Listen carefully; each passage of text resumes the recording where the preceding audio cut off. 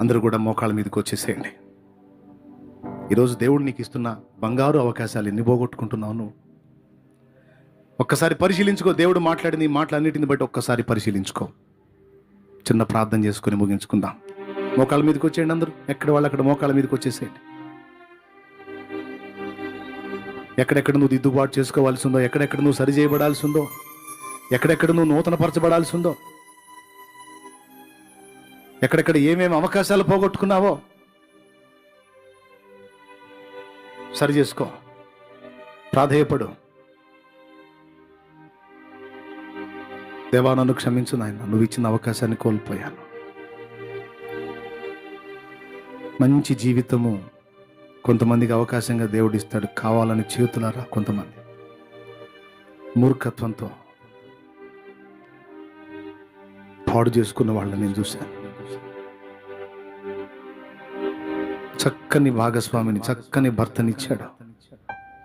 అక్రమానికి లోబడిపోయి తప్పుడు త్రోవలోకి వెళ్ళిపోయి బంగారం లాంటి భర్తను విసర్జించిన భార్య శాపగ్రస్తురాలైపోయింది.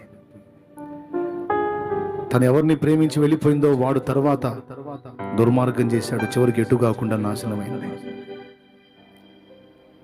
చక్కని భార్య, నీతిమంతురాలైన భార్యను విసర్జించి ఒకడు అక్రమ సంబంధానికి అలవాటు పడి భార్యను విసర్జించాడు. భార్య బాగానే ఉంది, పరస్త్రీ వ్యామోహంలో పడి వాడు పాడైపోయాడు. బంగారు జీవితం, మంచి భాగస్వాములను దేవుడు అనుగ్రహిస్తే తెలిసి తెలిసి పాడు చేసుకునేటువంటి బ్రతుకులు.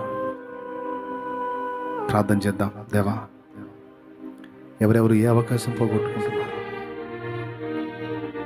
మారు మనసు పొందే అవకాశం ఇచ్చినప్పుడు పొందాలి. కనికరం చూపే ఛాన్స్ వచ్చినప్పుడు కనికరం చూపాలి. దాతృత్వంతో ఇతరులకు సహాయం చేసే ఛాన్స్ దేవుడిచ్చే అవకాశం ఇచ్చినప్పుడు పోగొట్టుకోకూడదు. అనేక సంగతులు మీరు గుర్తుపెట్టుకుంటారు అనుకుంటున్నాను. ప్రార్థన చేద్దాం. చివరి ప్రార్థన ఆశీర్వాదంతో ముగించుకుందాం. స్తోత్రములు, స్తోత్రములు, స్తోత్రములు తండ్రి. పరిశుద్ధమైన దేవానికి వందనాలు, స్తోత్రాలయ్యా. ఈ సమయంలో ప్రభువా, నీ దాసుని ద్వారా మాతో మాట్లాడిన ప్రతి మాట కొరకు నీకు వందనాలు, స్తోత్రాలు ప్రభువా.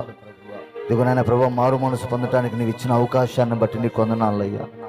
నరకంలో అయితే అవకాశం లేదు ప్రభువా, ఈ భూమి మీద ఉన్నప్పుడే మారు మనసు పొందటానికి అవకాశం ఉన్నదని మీరు సెలవిచ్చారు దేవా.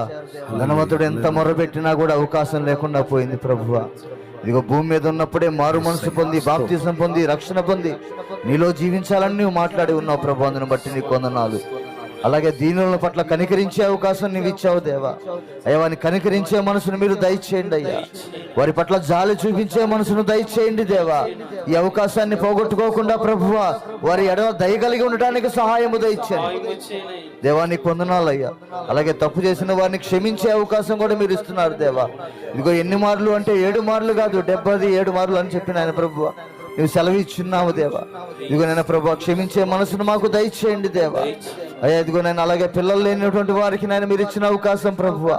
అనాథ బిడ్డలను పెంచుకొని ప్రభువా, వారి పట్ల ప్రేమ చూపించిన సేవ చేసే అవకాశం వారికి ఇస్తున్నావు దేవా. ఇదిగో నేను వారి జ్ఞాపకం చేసుకొని ప్రభు, అలాంటి మనసును ప్రతి ఒక్కరికి మీరు దయచేయండి దేవా. నీకు వందనాలు చెల్లిస్తున్నాం.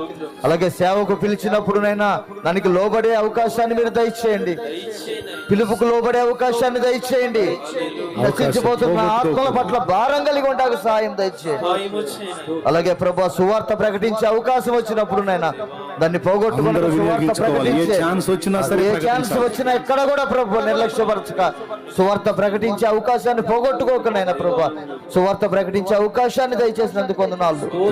అలాగే ప్రార్థించే అవకాశం మీరు ఇస్తున్నారు దేవా. నీ సన్నిధిలో నశించిపోతున్న ఆత్మల కొరకునైనా విజ్ఞాపన చేసే కృప మీద ప్రార్థనా సేవ చేసే అవకాశాన్ని ఇచ్చారు దేవా. దాన్ని పోగొట్టుకోకుండా సహాయము దయచేయండి. ప్రార్థించి ప్రతిఫలాన్ని చూసే కృప దయచేయమని నీ దాసుని ద్వారా మాట్లాడే ఈ మాటలు ప్రభువా, జీవము కలిగిన మాటలయ్యా. ఇవి అందరి హృదయాల్లో నాటండి నాయనా. ఫలింపును దయచేయండి. కార్యసిద్ధి కలగాలి దేవా. కృప చూపించమని విన్న మాటలన్నీ కూడా మా హృదయాల్లో నీరు కట్టి ఫలింపును దయచేయమని యేసు నామములో ప్రార్థన చేసడికి వేడుచున్నాము తండ్రి. ఆమేన్. పిల్లరా, ఏశావులాగా దేవుడు అవకాశాలు ఇచ్చినప్పుడు పిచ్చితనంతో నిర్లక్ష్యం చేస్తే నువ్వు కావాలన్నప్పుడు రావు. మళ్ళా చెప్తున్నా, ఏశావులాగా దేవుడిచ్చిన బంగారు అవకాశాలను నిర్లక్ష్యం చేసి పిచ్చి చేష్టలు చేస్తే నువ్వు కావాలన్నప్పుడు నీకు అవకాశాలు రావు. అది తెలుసుకొని ఇప్పుడు చెప్పిన సంగతులు విలువైనవి, నిజంగా మళ్ళీ నేను తెలుసుకోవాల్సినవి అంటే మొత్తం ఒక్కసారి మళ్ళా పెట్టుకొని విను. నష్టమే లేదు. ఒక ముద్ద అన్నం తిని ప్రశాంతంగా మళ్ళీ ఈ సంగతులన్నీ పునర్ధ్యానించు. లేదన్నా నేను రాసుకున్నాను అంటే మళ్ళీ ఒక్కసారి వాటిని చూసి వేటిని మిస్ అయ్యావో, వేటిని ఫాలో అవుతున్నావో సరి చూసుకో. సిటీ స్టడ్ అనేటువంటి దైవజనుడు చివరిగా చెప్తున్నా వినండి. రాత్రివేళ వృద్ధాప్యంలో రాత్రివేళ చిన్న దీపపు కాంతిలో బైబిల్ చదువుతున్నాడట. ఒకరు అడిగారట, అయ్యగారు ఎన్నోసార్లు చదివారు, ఇంత చీకట్లో కళ్ళు కనపడక ఇబ్బంది పడుతూ కూడా ఆ చిన్న వెలుతురులో ఇంత కష్టపడి బైబిల్ ఎందుకు చదువుతున్నారు అయ్యగారు? ప్రసంగానికి సిద్ధపడుతున్నారా అని అడిగారట. అప్పుడు ఆయన ఏమన్నాడో తెలుసా? ప్రసంగం కాదు నాయన, నా దేవుడు నాకు చెప్పినటువంటి మాటల్లో ఎన్ని నెరవేర్చానో, ఆయన గ్రంథంలోని వాక్యాలు ఎన్ని నెరవేర్చానో, ఎన్ని ఇంకా నెరవేర్చవలసి ఉన్నదో, ఎన్ని నెరవేర్చకుండా తప్పిపోయానో వెతుక్కుంటున్నానయ్యా అన్నాడట. అమృత తుల్యమైన మాట అది. వాక్యం చదువుతూ ఏమన్నాడు తెలుసా? దేవుడు నాకు ఇచ్చినటువంటి ఈ ఆయుష్కాలంలో ఆయన మాటలు ఎన్ని నెరవేర్చానో, ఎన్ని మిస్ అయ్యానో చూసుకుంటున్నాను. ఏదన్నా అవకాశం ఉంటే ఆ మిస్ అయిన వాటిని ఇప్పుడన్నా అవలంబించడానికి ఆలోచన చేస్తున్నానయ్యా అన్నాడట. ప్రసంగాల కోసం బైబిల్ చదవటం కాదు, బతకటం కోసం బైబిల్ చదవాలా. ఎలాగా? వాక్యంలో ఉన్నదాని ప్రకారం, దేవుడు రాసిన దాని ప్రకారం, వాక్య ప్రకారం జీవించడానికి వాక్యం చదవాలి. అది నేర్పుతున్నాడు. మనం అది గుర్తుపట్టాలా. కాబట్టి అన్నీ ఒక్కసారి మళ్ళా మీరు వెతికి ధ్యానించండి, చూసుకోండి. దాని ప్రకారం నేను ఉన్నానా? అవకాశం వచ్చినప్పుడు సువార్త చెప్తున్నానా? ఇతరులకు కనికరం చూపుతున్నానా? ప్రేమ చూపుతున్నానా? ఓర్చుకుంటున్నానా? క్షమించగలుగుతున్నానా? సేవకు పిలుపు వచ్చింది, చేయగలుగుతున్నానా? నలుగురితో మంచితనంగా ఉండే అవకాశం వచ్చింది, ఉంటున్నానా? ప్రార్థన చేసే ఛాన్స్ ఇచ్చాడు దేవుడు. సావలా, ఇంకా బతికే ఉన్నా, ప్రాణాలతో ఉన్నా, ఛాన్స్ ఉంది.